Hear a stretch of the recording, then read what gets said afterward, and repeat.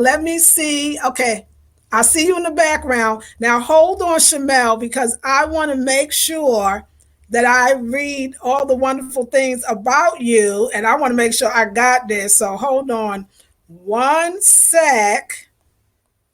Okay, let's see. Okay, wait. No, that's not it. Okay, yes. Okay, I'm so excited. So I have you, and I'm going to unmute you right now, and we're going to actually wait for our guests because they know there is the beautiful. How are you? How you doing, darling?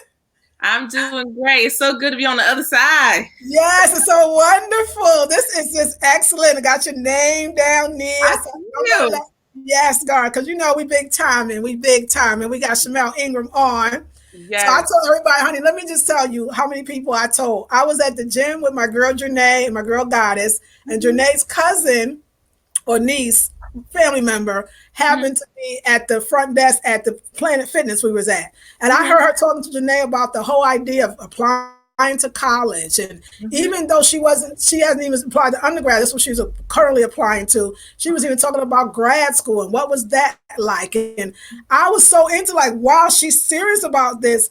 I said, Mm-hmm. hey, I'm doing this Friday night show, the special with my girl Shamelle Ingram. So make sure, even the guy that I'm talking to in South Carolina, he has two sons. One is 20 now in college, but the other one's 15. So Wow. I also told him to tune in. So basically, I basically was stopping people on the street. I felt like Yay! to tell them to tune in because this is such a very important conversation, a very important thing that you do. So I'm gonna read your bio to everyone, and then we're gonna hear from you. We're gonna talk about anything you want to talk about, anything is pertinent, and also, of course, we're gonna make sure we get to know where you are. How can we contact you? Because you are a professional and you actually do this for a living. So for those that Mm-hmm. are watching, they do need to know that she does this for a living. Like, it's funny. I remember I was saying the other night, like when we say like somebody wants help in something, in other words, maybe health issues, and we'll say, well, here's my doctor number, or here's my lawyer's number, Mm-hmm. when somebody needs help.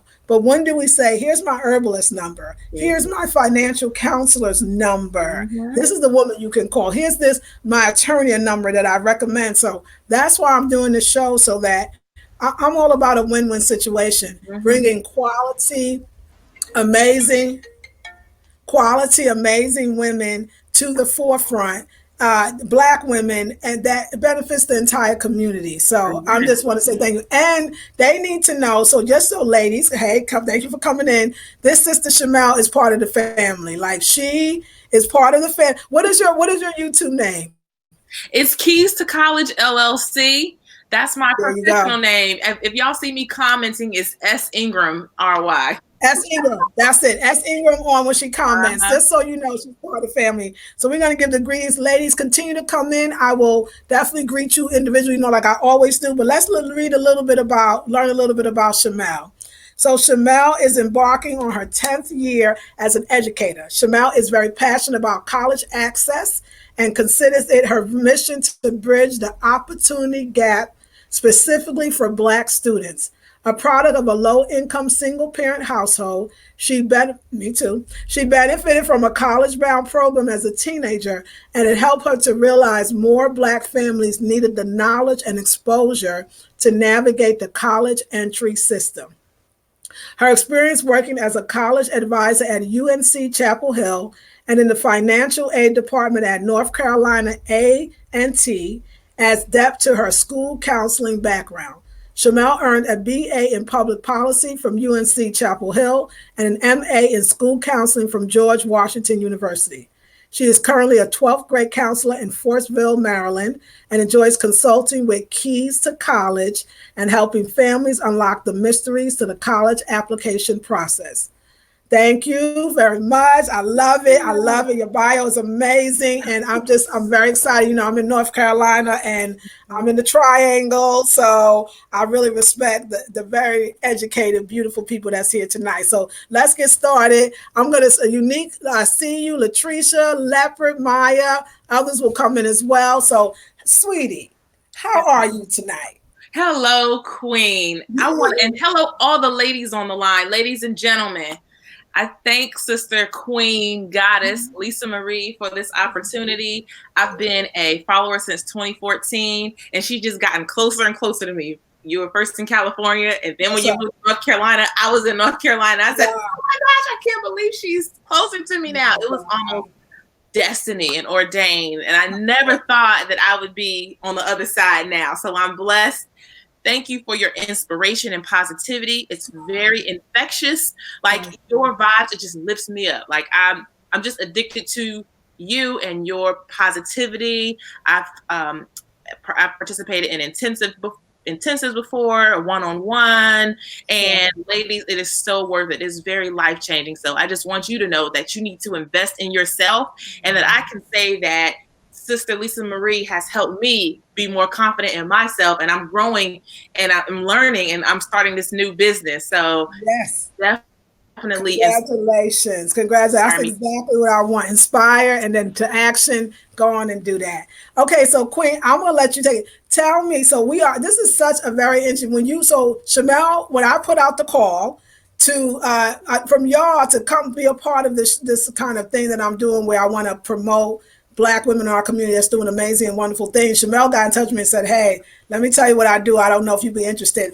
I couldn't even get to the last sentence so quick enough to say, "Girl." Then I said, "Girl, please." Like, yeah, this is exactly what I want. So you have to come on. So tell me, how did you, well, we know how you got into business and why. So tell me something about like the Black college student or the Black high school student about to go to college. What are some of the things that they need to be looking towards when it comes to application process, applying for money, and all of those things? Give us an idea of what and how soon do they need to be even thinking about college before going to college? Yes, absolutely. So what I'm going to say is my personal philosophy. My personal philosophy is that the college exposure process starts very young. It's very informal. I think it starts in elementary school, saying, "Oh, let's go to a homecoming, auntie's homecoming. Let's go to a game." You're not necessarily saying, "What college do you want to go to?" But you're showing them, "Oh, that's an option." So I definitely think it starts at a young age. I always thought it started in the 9th grade until I started working with high school students. And I said, "Oh my gosh, I wish they were prepared in middle school." And then when I looked at middle school students, I said, "Oh my goodness, I wish they were prepared." I guess in an emotional standpoint, I know they're young, but still in elementary school to know what their options are. Absolutely. So let's just start with 9th grade. Yes. A lot of people have the misconception that colleges don't look at 9th grade grades, and that it starts maybe in 11th grade. You can get started, you can kind of mess up in the 9th and 10th grade, and then in 11th grade you can be serious. Right. You have to hit the ground running. You really have to hit the ground running in the 9th grade, and it's really imperative. What I've seen is that you have to be prepared in math in the 8th grade. If you have the opportunity to take Algebra 1 in the 8th grade, which is a high school credit, then you will be ahead of the game in high school, because it's really tough, and you need that extra boost in math. Most people struggle in math. Wow. I know I had to study a whole lot in math. So parents who have middle schoolers, 8th graders for next year, it's very important, if they're going into the 8th grade next year, talk to their counselor, figure out their schedule. As a school counselor, I make the schedules, and I can tell you the students who's going to get into certain colleges and the students who are not, just based off of the classes that they are enrolled in. Wow. And so one class builds on another. 9th grade class, okay, then when do you take it in the 10th grade, 11th and 12th grade? So you really want to spread out the classes, and especially look at some of the advanced classes. I know that's not for everybody, but I will say the system is biased.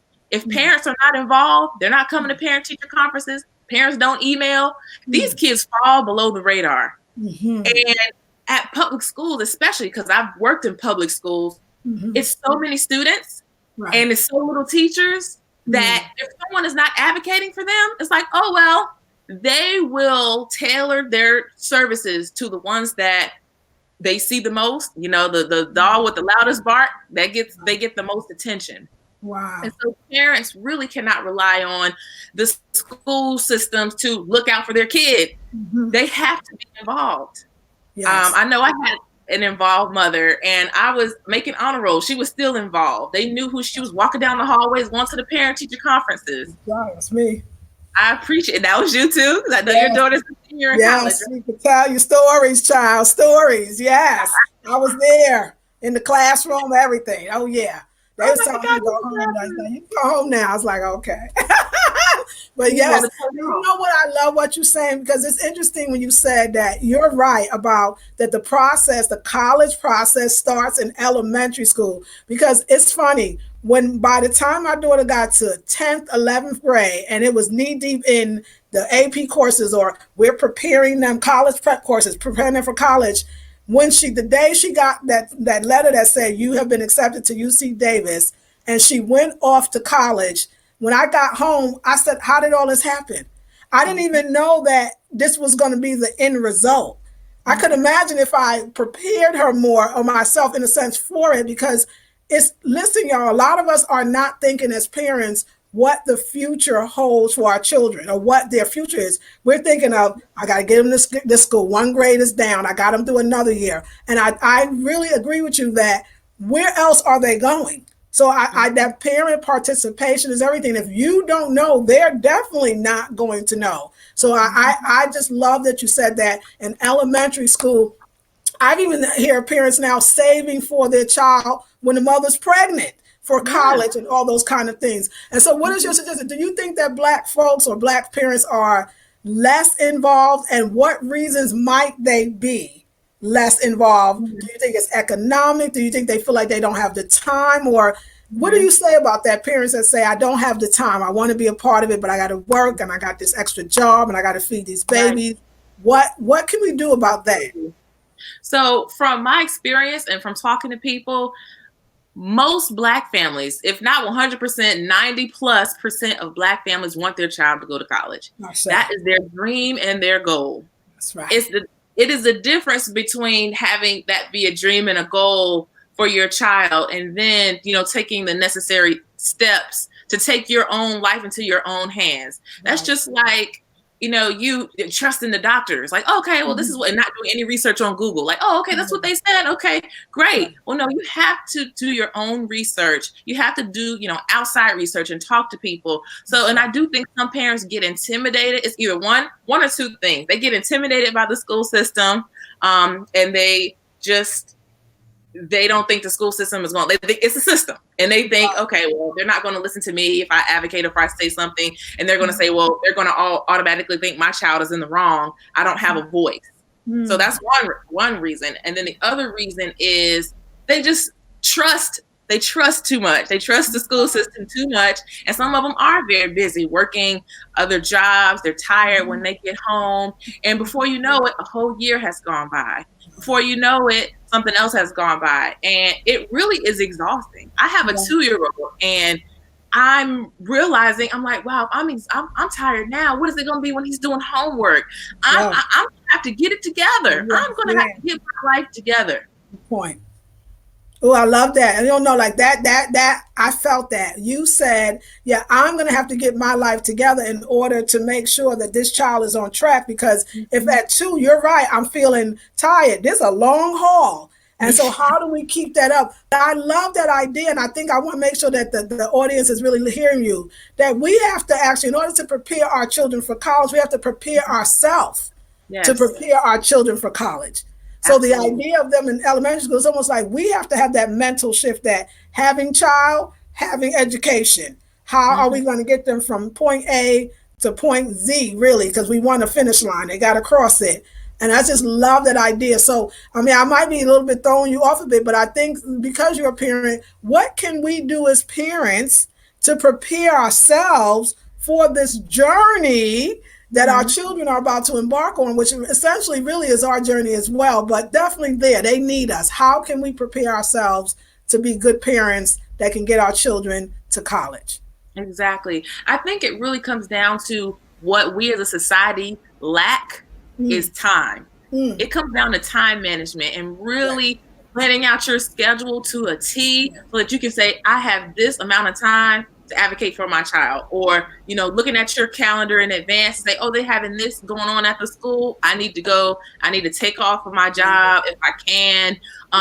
Being very creative with, okay, y'all won't let me off, but can I come a little earlier? Just really trying to hustle. Really trying to it really is a hustle. So I commend you for getting your daughter to and through college. It is really a journey, but I think that parents, what they have to do to get their life together is, of course, put their mask on first, take care of themselves, be healthy, because you don't want to be in a hospital while your child's in, whatever. You don't want them to have to be taking care of you because you're not eating right, you're not resting, you're not exercising. So, take your vitamins, drink your water. You have to take care of yourself because you don't want them, you don't want anything distracting you from helping them. So you have to help yourself first.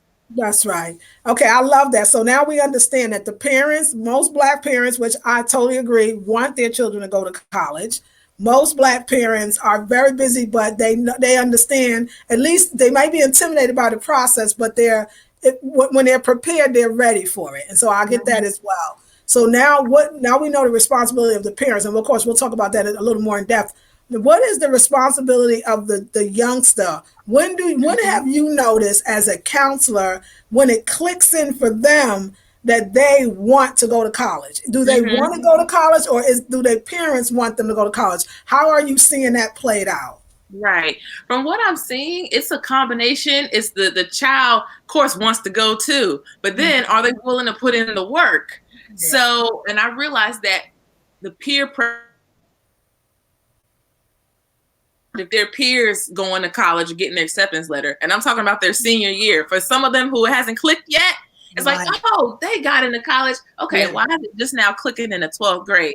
So I definitely think that they need to be exposed to, like, if there are any events at their school that seniors are doing, colleges that are coming to the school, they need to talk to the colleges. Even if they're in 9th or 10th grade at a college fair. Like, for example, in DC, they have one coming up at the Gaylord in Maryland this Saturday. Go to the college fair in the 9th or 10th grade. Be able to see that. Go on a college tour and talk to students who are in college. And if they can, I know some people may not know any students that are in college, but students need to observe the students who are getting the awards in school, the honor roll, observe who's in a leadership position, and see what do they do. And the students have to advocate for themselves too and ask their teachers for help. I realize this is a generation that does not like feedback. There you go. Go ahead. Speak on that. I'm sorry? I said, speak on that. I really like that point. I have a student who, he got a D on a paper. I was talking to him about it. The teacher underlined what he needed to do. He made comments. The teacher had comments in green on the paper. I said, I need you to read this. I need you to read this out loud. Have you read this? No. And he kept making the same mistakes on every paper because he didn't read the comments and the feedback, because this generation doesn't like to get the feedback of what you can do better for the next time. And so I think they have to be open to feedback with their grades, with their attitudes, be open to feedback and not just retort back and, oh, no, it's not me, it's you. Right. So we gotta get over that. That's wonderful. That's wonderful, and that's great. Like you said, training from mother to children or parents to children. Do you find that? And I'm curious because I know that I'm throwing out some odds, but I don't think they necessarily have to be a challenge. Do you find that children from 2-parent households or just family involvement, let's just talk about that, doesn't necessarily have to be 2-parent households, get to college more than those from single-parent households, or is it just about determination? What do you think? What have you seen across the board? That's a very good question. Coming from, I've worked in a public school for 6 years. This year, I actually work in a private school. And of course, in a private school, you will see more 2 parents. So I'm still, and it's a private school because the parents are actually paying for them to go. So I guess you will see, of course, more 2 parents. But I want to say my gut is that it's determination. I think so. It's not, if you have 2 parents, because I've seen lazy kids with 2 parents because they might get spoiled and they don't work hard. If you have parent, you might want to work harder because you're like, oh, I don't want mama to stress out. I'm gonna go to college. I was in a situation like that. I was in a single parent household. I'm like, she ain't gonna worry about me. That's right. And I love that. And the reason why I brought that up, because I want people that are watching to know that those are, in a sense, you can make anything be an excuse, or it could be fuel for the fire. You could actually use that thing because I know personally children or young people that mothers and fathers were addicted to drugs, were out of the household, were out of foster care, and still went to college. Exactly. And so I know high school. Don't forget that. Let's talk about the lot of young ladies that have babies and still went to college.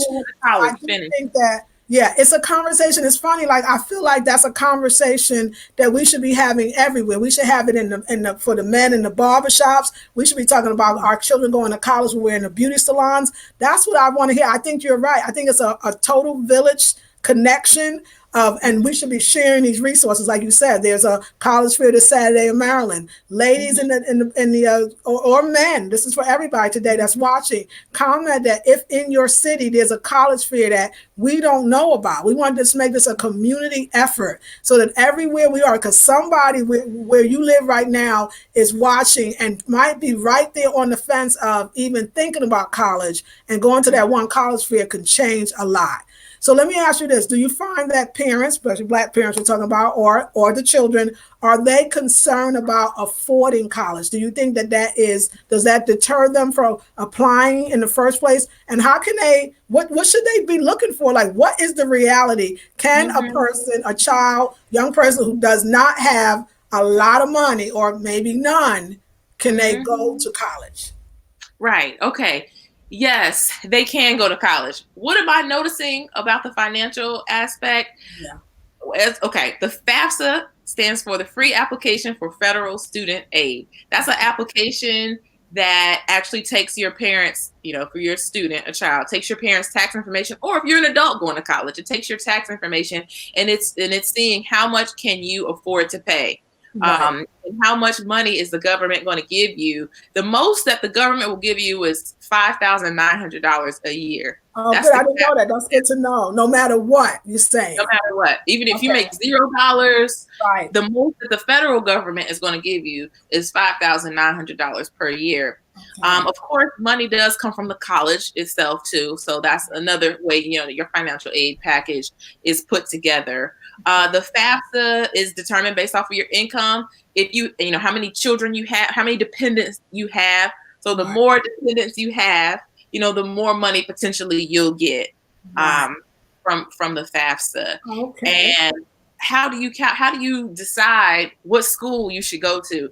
I realize a lot of students have lofty goals. They apply to some of these schools that maybe, are reach schools. Right. And, if there's a fee, but some people don't know there's a fee waiver for college too. Like a lot of colleges, most colleges have a fee, and I've seen it's $30 and up. Right. The most just to apply. You're saying an application fee?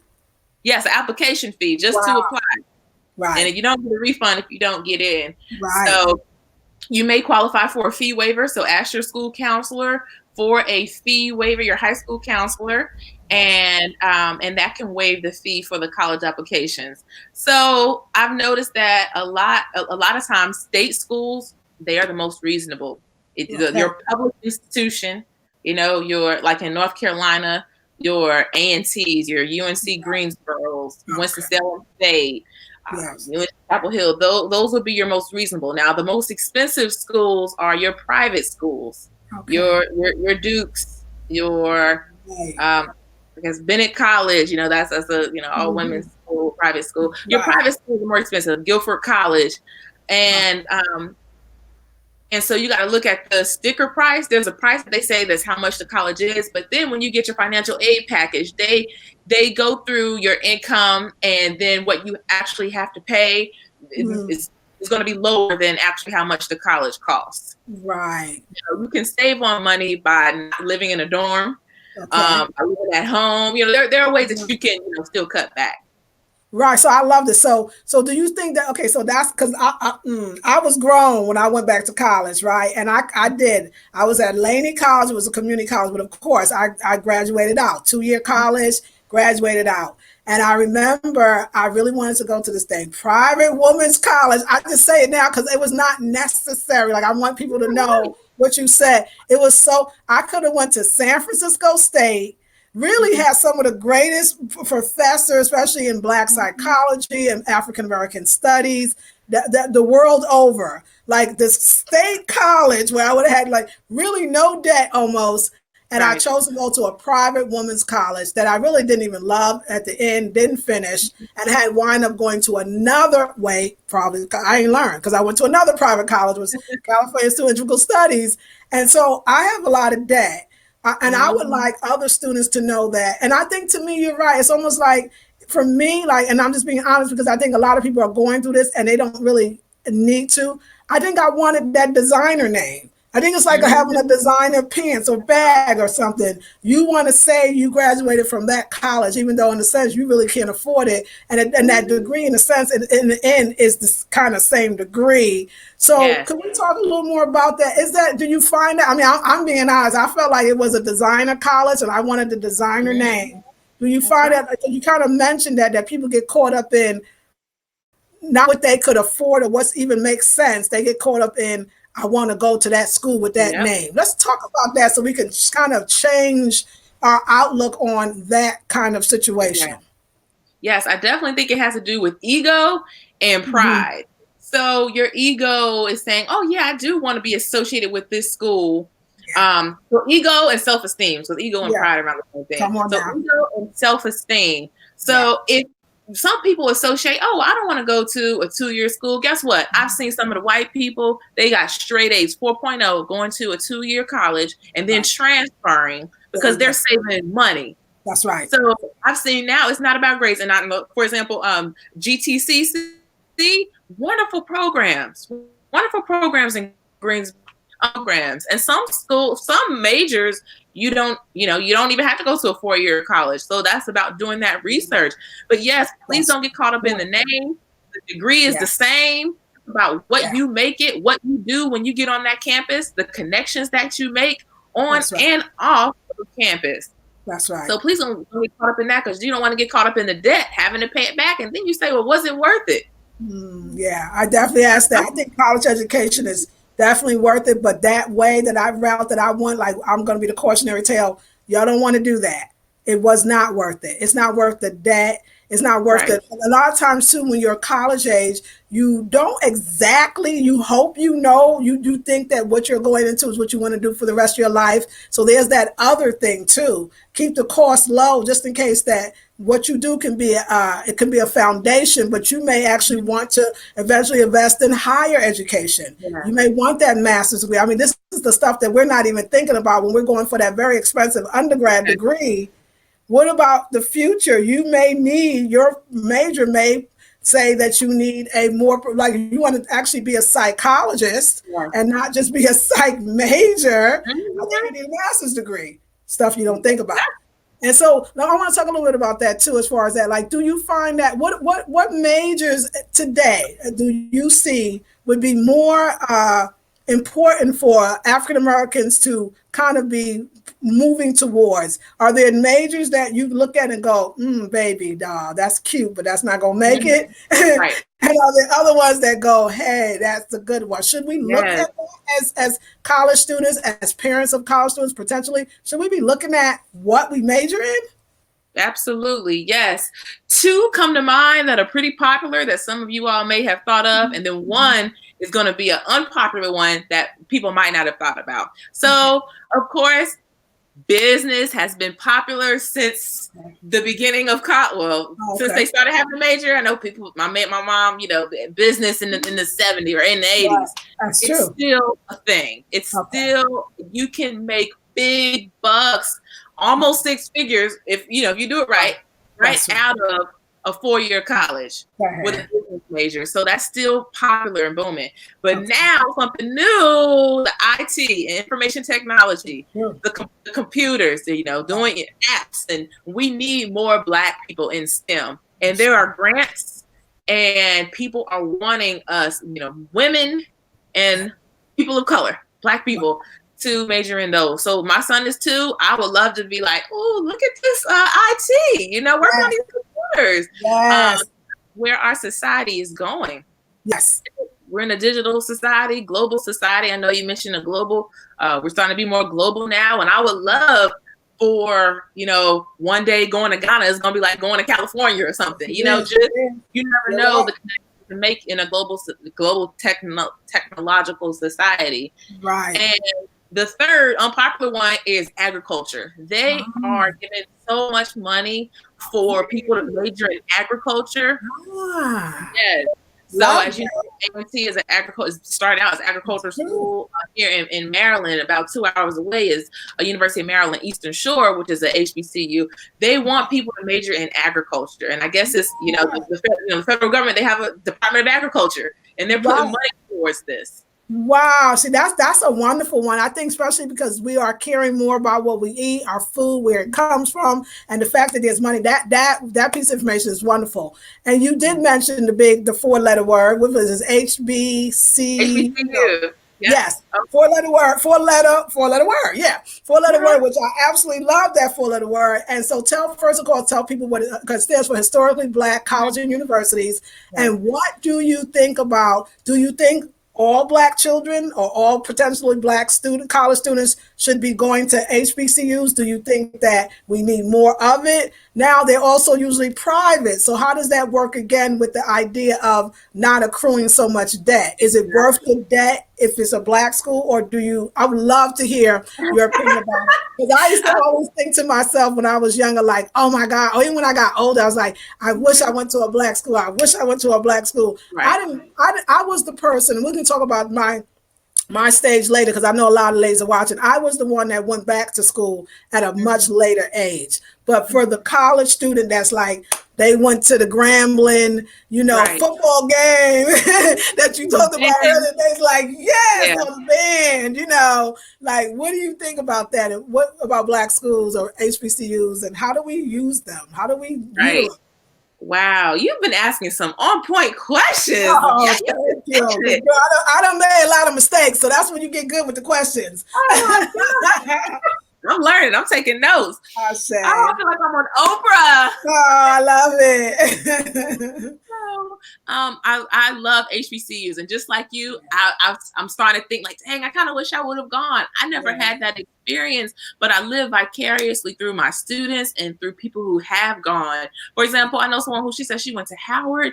She said she met the most intelligent people she's ever met in her life. And she's worked at other institutions, a lot of very prestigious institutions, and Howard, which is in DC, she says is unparalleled. That's right.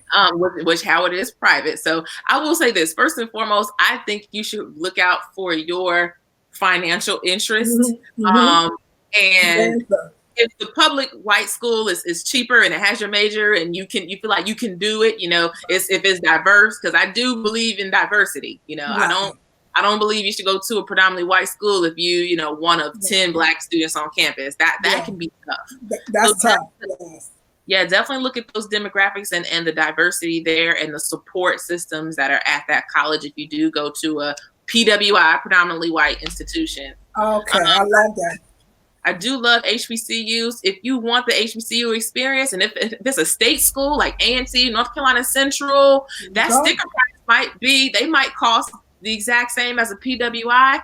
And what I've noticed is, I guess it could go either way. I was going to say a lot of students who go to Black high school say, I've seen half and half. They go to a predominantly Black high school and they say, well, I don't want to be around these people. I want to try something new. I've done the Black thing. I want to see what else is out there. And some Black people are like, no, I like Black schools. I've always wanted to go to an HBCU. Like, they might have their mind made up. I've seen it go both ways. But I think that people who do go to HBCUs graduate with a sense of pride and purpose and perhaps more self-confidence. Yes. That's just what I have seen. If you do go to a PWI, make sure you join the Black organizations. Like I look at all my pictures from all my friends at UNC, and they're all Black. Like even though I went to high school, I tried to integrate myself. I had a white roommate. We didn't really we couldn't force it. I tried to change my voice. Like, hello everyone. Right. And that did not work. Sound like me. It just didn't work. It didn't work. No. No, I just had to be my authentic self. Yeah. Yeah. I love that. Get around a community. They have Black Student Union, Black Student Movement, all types of organizations. So if you do go to a PWI, just immerse yourself in culture that will make you feel a part of the community. And if a HBCU is close, like North Carolina Central was about 20 minutes away from UNC, sometimes I went to that campus and met some people there. That's a good point. That's a great point. And I really love that because I think I just love that answer because I think it's a very truthful and fair one. My experience has been the same. I myself didn't graduate from a Black college, but everyone that I know that did, it's something very special about them. The experience they had, it's a lifetime experience.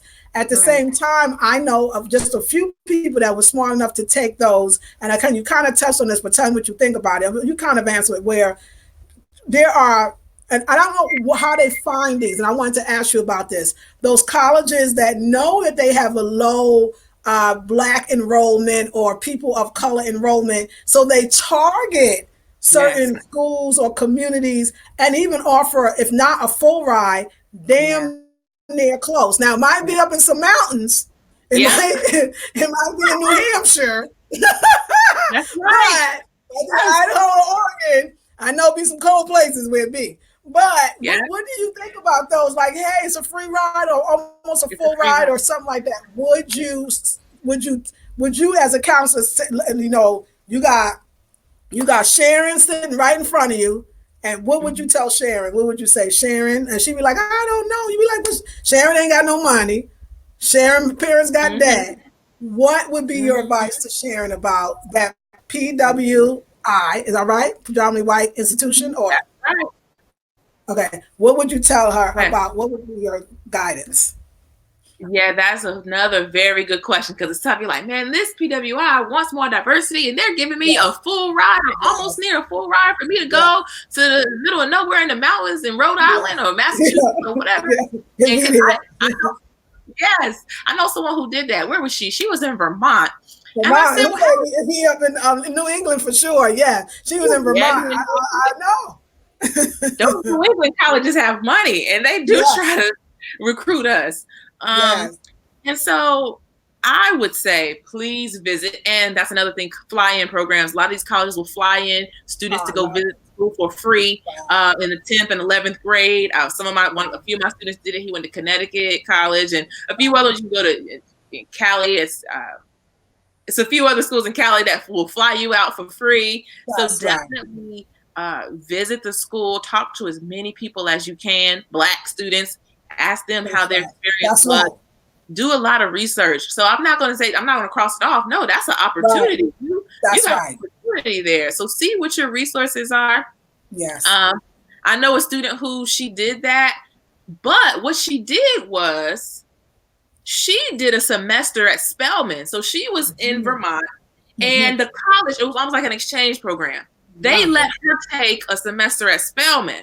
Wow. So that's how she was kind of able to balance that out. So you could just talk to your registration department, registrar, or whatever at your college, and you can go to an HBCU. It's like a study abroad, and the money still transfers. So it's not anything else out of pocket. So that's what she did. So I think she was feeling left out. Right. I love it because I know now what I know now, so if I knew then what I know now, I'm with you. I would now encourage also students that had it like that. And the chances was if they didn't go there, it was going to be pretty hard for them to go somewhere else. I'm with you. When you have that from college and sometimes you have a degree that you're not really even utilizing, you don't feel that happy about it. I just want you young people to know that is not exactly the most fun thing. I mean, there's certain debt like college debt that people expect that doesn't look horrible on your credit report, but it's something that always feels like it's looming in the background, and you might want to have that taken care of. So I love the actual options. There's a couple of other questions definitely I want to ask you about that is, so so we talked about, let's just go a little recap. And ladies, I'm going to get you in. And definitely if you have questions, ladies, start putting your questions in the comment box for Shamelle, because we really want to ask Shamelle all the questions that you could think of. And then we're also going to talk about how we can get in touch with her. But I just want to go a little further because I think this is such an important conversation. And So the idea of I want to ask you about how much financial aid should we be coming to the table with? Do you suggest that our families start saving for college? Would you suggest a fund? Do we need to do it formally? Can it be in the cookie jar? I mean, like, what underneath the mattress? Like, can it be granny? Some maybe Christmas presents can be, instead of the Yes. present, can be cash or bonds Yes. or what? I mean, are Black people doing this? Are we getting that we need to come to the table with something, so when our child does really just have their heart set on Yes. Morehouse or Spelman or Clark Atlanta or and they want to go, we can at least say we can get you to the first semester. Or what do you think about that? Like something. Oh, perfect. Yes. So what comes to mind is something called a 529 plan. And I don't have one yet for my son, but I will. Yes. I will. Yes, and looking to your state, because some of them have restrictions. They might say, okay, your 529 plan is just for your state of North Carolina or Maryland or whatever. If they go to a school out of state, so they might not apply, so check that out. I definitely would say start saving soon, as soon as you possibly can, even if it's a little bit here, a little bit there. I'd save it in a bank where it can start accruing some interest. And what I've seen also is I have a student whose grandmother passed. Did her grandmother pass? Anyway, her grandmother left her money allotted for college. So, that could be something written in a will or whatnot for the parents or grandparents or whatnot. If they act, because some people could blow the money on a car or whatever, but an investment that would be really good to allot money for that. And we gotta have that the life insurance and all that stuff. So those are conversations that we have to have, even with our parents or significant others or whoever, ourselves. Conversation we need to have with ourselves, because tomorrow's never promised. And also for birthdays, I haven't physically seen this, but I've heard of this theoretically, is that the money will go, maybe it could be, I don't want to say a GoFundMe, but the money is in a link, like, hey, this is my child's 3rd birthday party. Please feel free to donate to their college fund. That is absolutely something that I would advocate for. That's right. Christmas, whatever type of presents, it should go towards the college fund. That's right. I will see if any questions is coming through there too. And that's very good. And I think it's changing. I think we're getting that the importance of college is we have a part in this as well. Instead of thinking that we're just going to depend on the so-called federal government to take care of all of it. I mean, thank you for letting you know that the cap already is 5,000. You say 900, 700? Right. Yeah. 900. So we already know we have to start thinking in a different way. And I think we need to get creative about how we do it. So I love that. So in other ways too, you thought about, I love these ideas of cutting costs, because I think sometimes a lot of our students have this dream of going to college and they have to stay on campus. But I like that you said, no, they don't have to stay on campus. That saves a tremendous amount of money. So would you advise some of our students to think about going to college and not necessarily having to stay on campus? Or do you find, let me ask you, do you find when one of your students come to you and they're ready to apply to college, is that something in their head, like, I must stay on campus, or are they open to not going to staying on campus? I would say, of course, how children are. The majority of them, probably 90%, want to live on campus because they're ready to get away from their parents. That's another thing too, yes. Even if they're in the same parents want the kids to go on campus too. But go ahead. Parents want the kids to go also. Yeah, right. Even if it's in the same city, they want them to go. I understand having a college experience. I understand doing that. And I definitely think that whether you're in college or you just graduated, eventually you're going to move back to your parents' house. A lot of children did that. I know I did for about a year, move back. When I got my first job. So eventually I feel like you're going to go back home anyway. It's just a matter of when. But yeah, I feel like if you're trying to save costs because you don't want to graduate with a whole lot of debt, and some people might say their freedom is worth it. It depends on what's worth it. But 90% I have seen want to go on. They do want to go on campus and have the college experience. But maybe, I don't think a lot of students are mentally prepared to be on campus personally. So, and then it's going on, diseases and all types of just stuff that's going on. So maybe the first year or two, just think about how much money will be saved, even if you stay at home the first year. Of course, that means you're going to go to school, locally perhaps, but that's another way of saving money. I love it. How do you feel about? I remember when my daughter was, in school, went from kindergarten until the day she graduated and went to college. I would always say, if she even thought the idea of like, Mom, can I get like a little job? Like when she was in high school, I'd be like, no, your job is to study. Your job is to do your homework. Your job is your school. I take care of the rest. Do you think that there's some children or some young people, I don't want to say call your children because I know you'll feel grown when you get to my high school. No. Do you think would you say that there's some children or grown or young people that could actually go to high school or go to school and work? And are there some that just need to probably just focus? Or what do you think about that whole idea of the student working while pursuing their college degree or working in high school so that they feel like they can have money to contribute to college? What do you think about that? Okay, that's a very good question. I definitely advocate for having an opportunity, whether it's in high school or college. It's just a matter of when, and just knowing your child and maybe giving them a trial period, maybe one semester worth, or maybe even a month's worth. Like, okay, what are your grades looking at? Again, that's the parent having to be more engaged and on top of stuff, looking at the quarter grades. Okay, this quarter, for the past, 4 weeks, you've been working a job, but I've noticed your grades have been going down. Maybe give it one more quarter to see. And then if it doesn't improve, then they have to quit their job if they're in high school. They have to quit their job until they get their grades up. Maybe that can be incentive. So just knowing your child and knowing how responsible that they are. And from what I've seen with the little money that high school students get, it just depends on how the parents want to delegate that money. I've noticed that a lot of that money probably doesn't go to college per se, but just your normal day. You're right.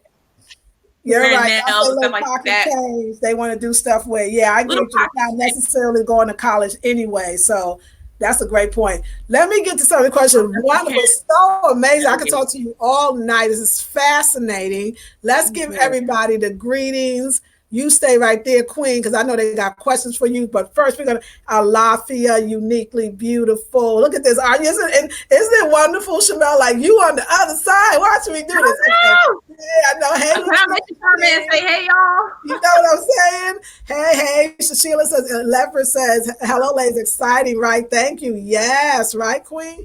Maya, hey, Shamelle and everyone. She says, Lisa, hey, Queen. Hey, V.I.D.O.L.A. How are you, darling? Poetic Beauty says, good evening, ladies. Good evening to you. Hello, Shamelle, says V.I.D.O.L.A. Carpa Genius, how are you, darling? I teach and parental involvement is vital. Thank you, fellow educator. Thank you for that, Queen. That's right. She says it's vital. Lakeisha says, good evening, good evening. Good evening. Hey, Trisha. Okay, good. Y'all give each other greetings. Okay, Tamika says, these are great questions. All the conversations I've had with my team, this is so important. Good for you. So you already doing the work. And I'm so proud of you, Queen. That's very important. Georgia Tech has an engineering transfer program that accepts transfer or dual degree students from smaller schools and HBCUs. Students can transfer and get the best of both worlds. Thank you, Tamika. See, that's the kind of y'all share this kind of information. So look into Georgia Tech and their engineering transfer program. Thank you, darling. Leopard says, Miss Ingram, for older potential students, this is great because we want to talk about this, 30 plus in age working individuals. Do you recommend online colleges courses versus night in college courses? Love that question. What about the over 30? We going to school. Can we go online or do we need to go sit up in the classroom? Which one do you see? Thank you, Sheila. I know that's Sheila. Thank you so much.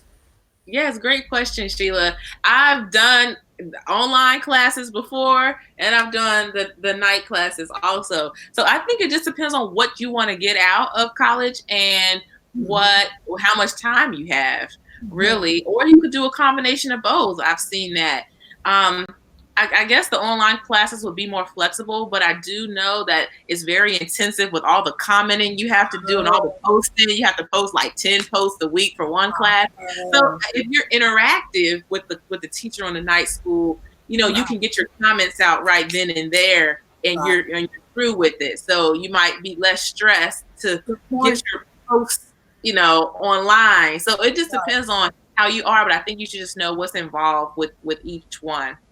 I think that's such a great answer because I would say on my own personal level, I always prefer, but that was the time that I thought I wasn't technologically savvy. I couldn't imagine staying at a screen all day, not having that personal interaction. So I needed that in classroom, but at the same time, the other advantage is you don't have to go out in the cold, you don't have to drive at night, you don't have to worry about getting home. So I love your answer. It just depends on you, your lifestyle, what you can do. But I like that you're still saying, because some people think, oh, I'll just go to school online. I had people quit school online because I don't think they were prepared for all of those very things that you just mentioned. So great options for either person. At least there is an option, and I appreciate that. And let me ask you that for the woman, the 30-year-old or young man or woman that does want to go back to college, is the process is basically the same, would you say? Or, yeah, because I remember you got to fill out the application like everyone else. You apply for the same stuff like everybody else. But are there programs specifically? Because I remember seeing some things on the applications like displaced homemaker, or is there a program specifically for older students going back to college? Do you know of anything out there like that, or does that even exist? Yes, I've seen some college campuses even down to the dorm. They'll have dorms for the older crowd. That's true. Even families, I've seen that too. For children and families, you are so right. The regular campus, I remember UC Berkeley, a lot of the I saw that. That's a great one. Mothers with children, sometimes they have the dorm for them. So that's so they already think. See, I think that's very inclusive and that's very realistic. And I really love that. Thank God, I didn't mean to interrupt you, but you are right. That does exist. Absolutely. And I'm sorry, I think I forgot the question. You're talking about 30 plus going to college. Yes. And 30 plus going to college. And I think that was it. You basically answered it. What were some of the options that did, what would that be like? Or did they have special programming? And essentially, right. Dorms and, right. Some of them some applications you could indicate that. But I would say for the most part, if you're an older student, because I know I've been in classes with 30 plus people before, they might be off to the side, but still they're still integrated into the class. So it's not like a separate class for 30 and older, but it's like separate, living accommodations and things of that nature. Right. Yeah, I love it. I remember being the older student, and I feel like, we definitely bring a lot to the table. I think it makes for a great community of learning when you have that diversity, especially when you do like so-called night classes, because night classes tend to be older folks, especially at a 2-year college. I started going to a 2-year college at night because that was the only time I had. I worked in the day. And I met some of the most fascinating people. And I do want to kind of say that to a lot of the ladies here and the brothers. It's never too late. That thirst for knowledge, that hunger for knowledge, it's interesting. I like to say I was like accidentally I got my degree. I was only going to school for what they call it, self-enrichment or enrichment. Like I just wanted to take classes. I had no idea. I wasn't even thinking about a degree. I was 26, I think, the first time I went back. Yeah, and honey, over the years, I went so long that I got a letter in the mail. It was like, you only a few credits from college graduate. I was like, oh, really? Well, what I got to take? Okay, let me take this. I'm taking it, and I got the 2-year. It was like, you'd be a great candidate for Mills College or something. And I got into it. So I love the idea that it's never too late. And so this is my final question for the night. And I'm going to go back to the other question because I really want to know. This is the question I had in my head before. The big question, y'all. Is it necessary? Do you think it's still worth it to go to college in the age of, we like to believe, entrepreneurship, people creating apps without going to school? What is the value, or is there still a value in the marketplace, whether that's domestically or globally, in the marketplace for a degree? Does that degree still talk? Yeah, I figured that question was going to come up because there is you got these conspiracy theorists and these people who just think so deeply and like, what's the point of education? And I just figured that question was going to come up. And I say yes to still be competitive, because there are many jobs that if you're competing against someone else, the person with a degree, a 2-year or 4-year, Yes. would be more competitive. And yes, I do True. agree, entrepreneurs, that's great. But it takes time to get there, but you need to have a Come on job now. that you put in the door first before, in a lot of cases, a lot of times you're not an That's right. entrepreneur right after high school. So That's what true. you want to do, you also need to mature, learn soft skills. Like, where are you going to learn those soft skills? I think college is a great place for you to learn how to network, learn how to advocate for yourself, learn who you are, get Yes. involved with activities. So it's just as much social investment as it is an academic investment, I think, going to Love college, that. whether it's a 2-year or a 4-year school. So That's I right. definitely think it positions you to be competitive in this society. Yeah, I'm going to tell you I agree. And I know that may be surprising to a lot of my, viewers, but I so agree. I was happy. My daughter in college, I'm happy. My daughter Mhm. graduated from college in June. I'm happy. If she went to graduate school, I would be thrilled. She says she's not, but there's always that. I think you should. So Yeah. I love it because I think that our kids can do it. And I think Mhm. as black, as African Americans, I think that sometimes we still believe that we can't. And I think Mhm. that like you said, that accomplishment and remember, I'm always about this high vibe, right? And feeling that good about ourselves is going to Mhm. get us those different kinds of jobs. I also think you're right. You make great friends, connections. There's a lot of Mhm. people that join the fraternities, sororities, and Yes. have lifelong connections, and all Yes. the good work that a lot of these organizations are truly actually doing. And just Mhm. that, like that. So I'm going for this job, and oh my God, that's my fraternity brother, or that's my Yeah. sorority sister. We from like I didn't join that. Like I would, let me tell you, if I went to a black college, I would have pledged. I would have did the whole dang thing. Okay, like I'm trying to get, I would have did Yeah. it all. Like there wasn't even still, like, oh look at her. I would have Well, been it's in it. not too late, girl. No, I heard that you could still be like a Delta or Yeah, AKA as a you grown can. woman. I I know someone whose heard. mother pledged. That's what you did. That's cool. Y'all might see me now. I'm in the South Mhm. now too, so I get the bug. I love That's it, but right. so I love it. So visit colleges, prepare Mhm. in the diaper. Basically, prepare when you in the diaper. This is what she Yes. said. She right. Save money, ask for gifts and money, and put it towards a fund. Like I love Mhm. everything you say. Let's get this. Okay, let's get the rest of these wonderful comments and questions. Latricia says many schools require great one, minimum testing scores. What are your thoughts, recommendations on kids who make great grades but do not test well? Great question, because that happens, right? Great, great question. I'm actually looking up a website now. Yeah. There's a website. Let me see. Test optional schools. There are a lot of some colleges are now moving to be in test optional. That means that you don't Oh, have to take the SAT or ACT. It's fairtest.org. mm, Fairtest.org. mm. And you can look, the list is growing constantly. So I understand standardized testing. I took the SAT 4 times myself to, That's to right. get a score. And it can be very nerve wracking. In today's Yes. society, in which kids want things instantly, Yes. these standardized tests can cause a lot of anxiety That's to true. our children in this type of society. So that's why a lot of schools are moving towards being test optional. So with Hmm. that being said, they will put more weight on the GPA, but Okay. you can Okay. decide in your score or not. I love it. Great question, great answer. And I Dream of Blackness. I was thinking of this question, so I'm glad you asked it. I Dream of Black Queen says, Peace, Miss Lisa Marie. Any thoughts on studying abroad and going to other countries? I want to know that too. Is that a thing? Are people doing that? Or, well, I know they're studying abroad. What do you think about that whole thing? I'm excited because she done talked about I travel. wish No. I wish I would have been informed. Knowledge is power, and we perish Yes. because of a lack of knowledge. I think I Yes. didn't have the confidence, the knowledge, and the Yeah. desire to Yeah. study abroad at that Yeah. time. I wish I would have, and just think. Some people think about their parent. My mom's single parent. Oh, I'm gonna leave her. She's gonna be worried about me. Right. Sometimes we just have to, as Sister Lisa said, feel the fear and do it anyway. Do it So, anyway. I love you so for that.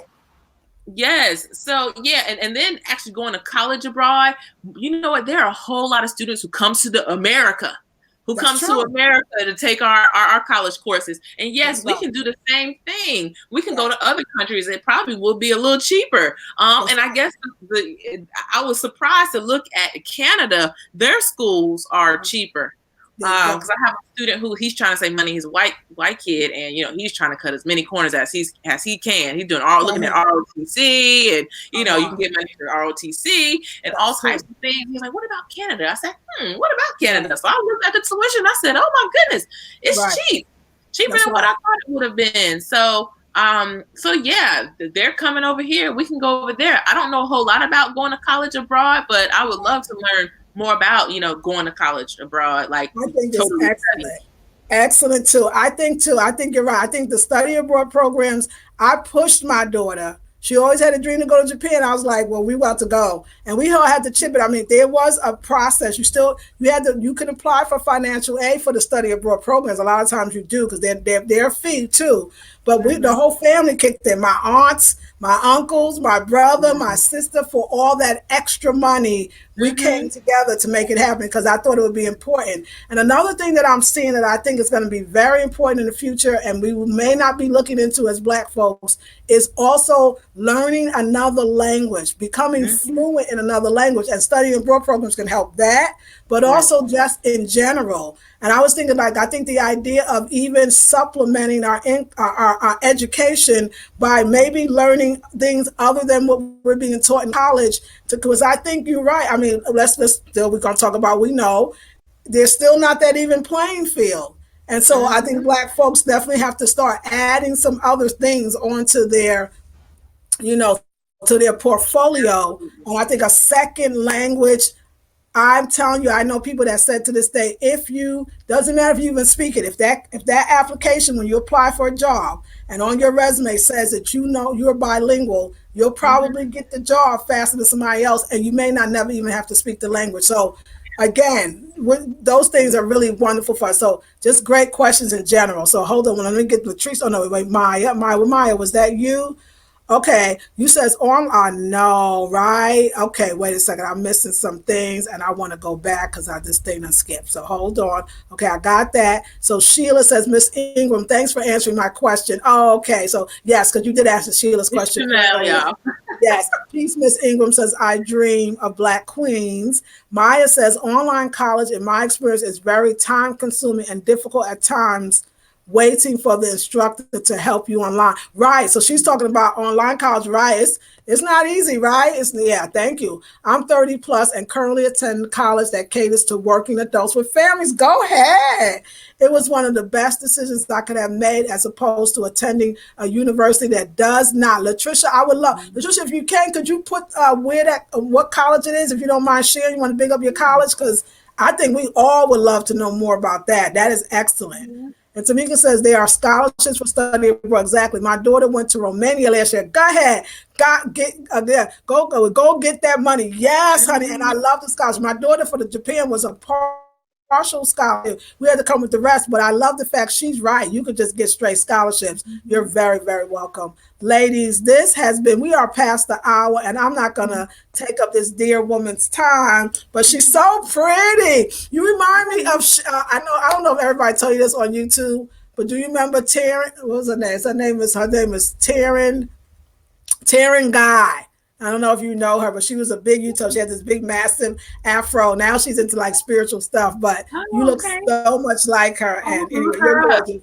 I just want to say, I want to thank you so much. I want to thank all the ladies and participants. We're not going to go yet because I want you to give all your vital information. I want to take about ladies. If you can stand for another 5 minutes or so, I want you to know something about Shamelle Ingram, and she's going to tell you this is her profession. She is actually embarking on entrepreneurship yourself. Is that correct? Yes, I am. What do you do? How can we get in touch with you? Who do you serve? And why we need to be making sure we got your number, your email, and everything so that we can get in touch with you. Tell us about that, sis. Absolutely, yes. So I started Keys to College, LLC. Key, like you unlock the door, because I wanted to unlock the mystery to the college application process, especially for those in the Black community. So my website is Keys to College, LLC. girlfriendgetawayretreat.com, and you can, send I'm gonna me an make sure email. everything will be in the description box, okay, as well. So go ahead, but give it to us again. Yes, keys to college llc.com, and you can sign up for a free 30-minute consultation so we can talk, we can get it scheduled. I can figure out what your needs are.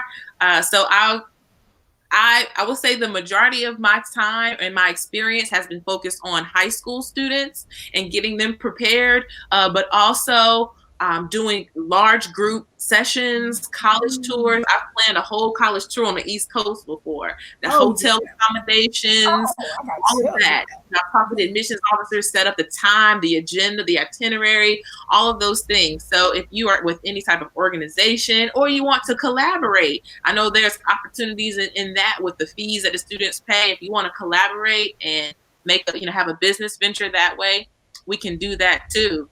So I can do one-on-one. So I have a one-on-one fee per hour. And then if you need a package, if you need like a 3-month type of deal going on, we can figure out those types of packages and figure out what your needs are. But definitely we can start out with a free 30-minute consultation. And the rest of my contact information is on keys2collegellc.com. I love it. I love it. That is excellent. I'm so proud of you. And I'm telling you, y'all, we need to set up these tours. We need to do all of that. And I see we got Zakia. Zakia is our youngster. I think she's 12. So thank you for being on. Because Zakia, you are who we are talking to. And I'm hoping you're going to go to college. Faulkner University, thank you. They offer online and in class. That's the one that caters to the adults. Thank you, Latricia. I appreciate that. Lisa Marie, Miss Ingram, thanks for a great night of Q&A. You're very, very welcome. Thank you so very much. So next week, we will be back again. We will be talking to our attorney, Carlette, and I'll give you more information during the week. This will stay up, so please continue to comment. And if you have any questions, can you give us any, so you gave us your website. Do you have any other information or anywhere else that we can contact you if needed? Yes. So I'll give you my cell phone number. It's 919-259-3316. Again, it's 919-259-3316. And the email is keys2collegellc@gmail.com. Excellent. That is wonderful. And I'll make sure. So send me all those things again, Shamelle, in my email, just again separately, so I can make sure I put in the description box.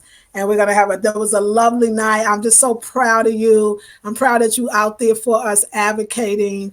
And I'm sure I will see you again because this is fun. We're going to have a good time. And we bring in something to the community that they deserve. So we deserve you. And I thank you.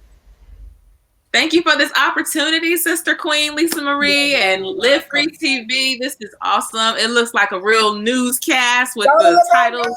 We doing it, huh, girl? We doing it. So it's a new 2020 perfect vision. And thank you so much. And thank you so much for getting me and remembering just the memories of just the whole idea of college and the process and how really amazing it is. And that, we should go, y'all. Go to college, get these kids in college and let them enjoy a life that they deserve. I love you so much, darling. I love you, ladies. Thank you, everyone.